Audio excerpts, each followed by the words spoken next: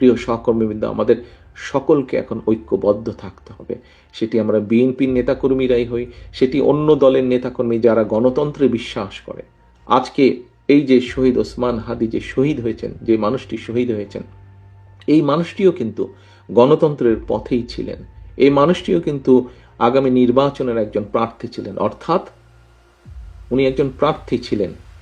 ঢাকা ৮ আসনের উনি প্রার্থী ছিলেন, এবং এটির মাধ্যমে প্রমাণিত হয় যে শহীদ ওসমান হাদি নিজেও গণতন্ত্রে বা ভোটের রাজনীতিতে বিশ্বাস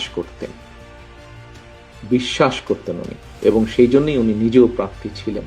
কাজেই আজকে শহীদ ওসমান হাদির প্রতি যদি সম্মান রাখতে হয় আমাদেরকে, আজকে আমাদের জুলাই শহীদদের প্রতি যদি সম্মান রাখতে হয়, জুলাই যোদ্ধাদের প্রতি যদি সম্মান রাখতে হয়, আজকে আমাদের ৭১-এর শহীদদের প্রতি যদি সম্মান রাখতে হয়, ৭১-এর মুক্তিযোদ্ধাদের প্রতি যদি সম্মান রাখতে হয়, তাহলে আমাদের একটাই লক্ষ্য হতে হবে এখন, দেশের মানুষের জন্য যেভাবে হোক শান্তি প্রতিষ্ঠা করা এবং দেশের জন্য কাজ করা, দেশকে সামনে নিয়ে যাওয়া।